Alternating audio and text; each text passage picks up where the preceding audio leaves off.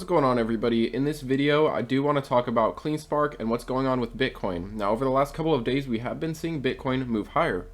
Meanwhile, we have a little bit of negativity on the social media just surrounding Cleanspark. A lot of people saying, why isn't this piece of crap moving higher? Bitcoin's moving higher and Cleanspark is hardly doing anything. And in this video I'm going to try to explain what I think the reasoning is. Now, I feel like absolute crap today, so this will probably be a quicker video, but let's get started on this.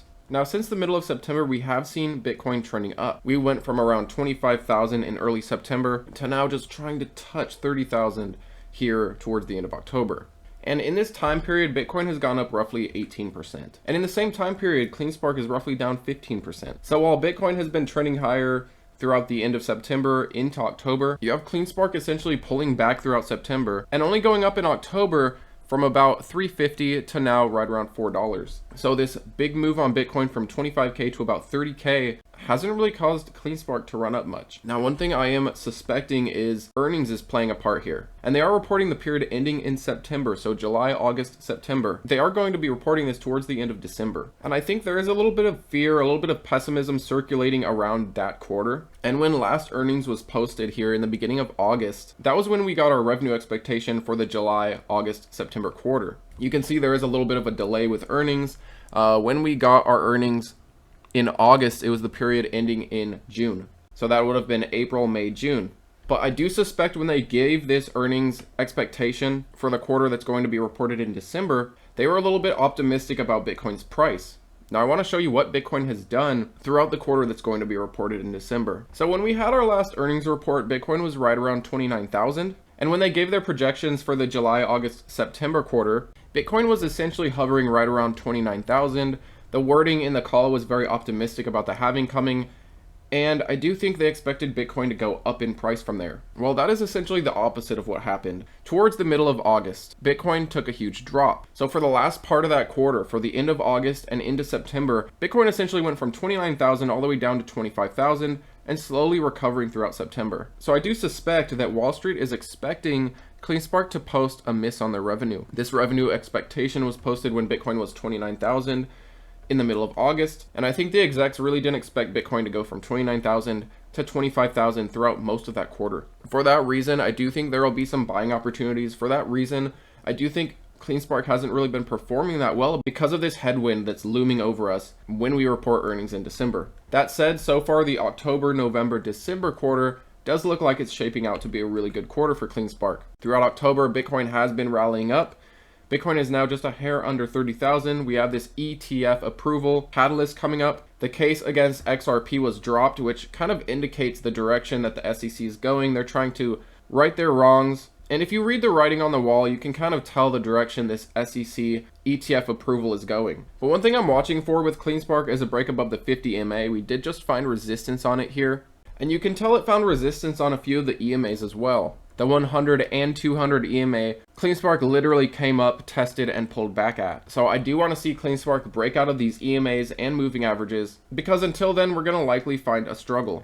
Now, as for Bitcoin, Bitcoin's looking pretty good. We're above all three EMAs, and where the moving averages are concerned, we're above those as well, but I'm waiting for a golden cross. We saw our death cross recently here from this huge downwards move that caused a death cross, but we have been trending up since, and I do expect us to see a golden cross soon as long as we can keep some positive momentum and not fall hard from here. One thing to be weary of, however, is Bitcoin is becoming a bit overbought, so I would look for some cheaper entry points. But we all know what's right around the corner, this potential spot ETF, which will bring a lot of adoption with Bitcoin. And if these spot Bitcoin ETFs get approved, it gives large companies a chance to get some exposure to Bitcoin. Now, with Bitcoin's recent run up, you might be wondering, where should I buy now? It's been running up. We were just nearly at 25,000. Now it's almost at 30. And while I do expect potentially cooling down a bit, we are a bit overbought. We have moved quite drastically and there will be some profit taking. I'm still extremely bullish on Bitcoin. I wouldn't sit here and say, I'm going to wait for 20K. I'm going to wait for 25K again, because we might not see it again.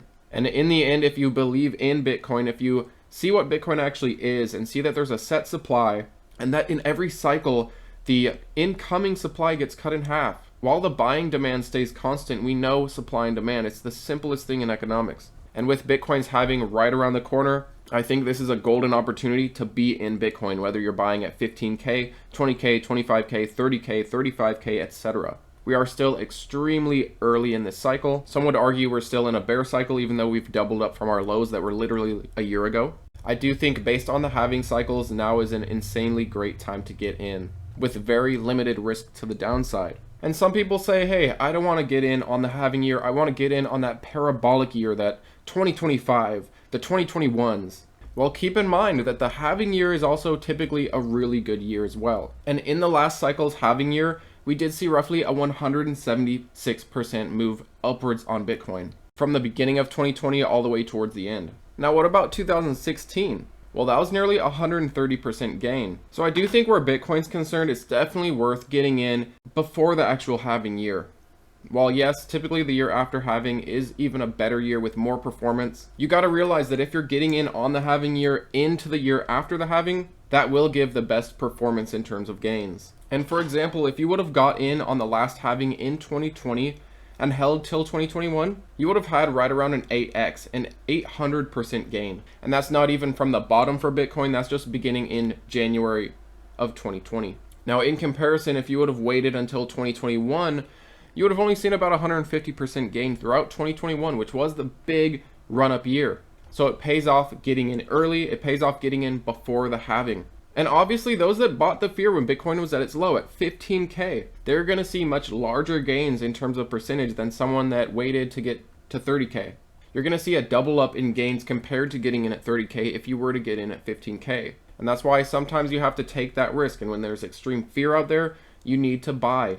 And many people don't like the strategy of buying all-time lows because typically all-time lows bring more lows and it just keeps dropping. Whereas when you see all-time highs, typically you'll see a breakout and continue into new all-time highs. It all depends on your strategy, but in my opinion, it is best to buy the fear because we really don't know how low we could have gone. People were calling for 10K, and if you didn't buy at 15K, if you didn't buy at 20K, well, you're definitely missing out then. And those same people will either never get in or they're going to get FOMO when Bitcoin's breaking out to new highs at 70,000.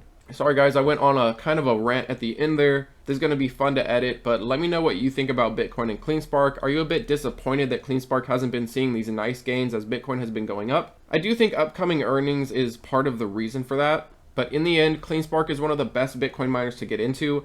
They have the most hash rate growth that we've seen in the bear market. And when looking at market cap to hash rate, they are better than Mara, they are better than Riot, they are better than many others in that regard. And when looking at these Bitcoin miners, I do believe market cap to hash rate is one of the most valuable metrics to look at. But thanks as always for watching, guys. I hope you have a good weekend, and I'll catch you on the next one.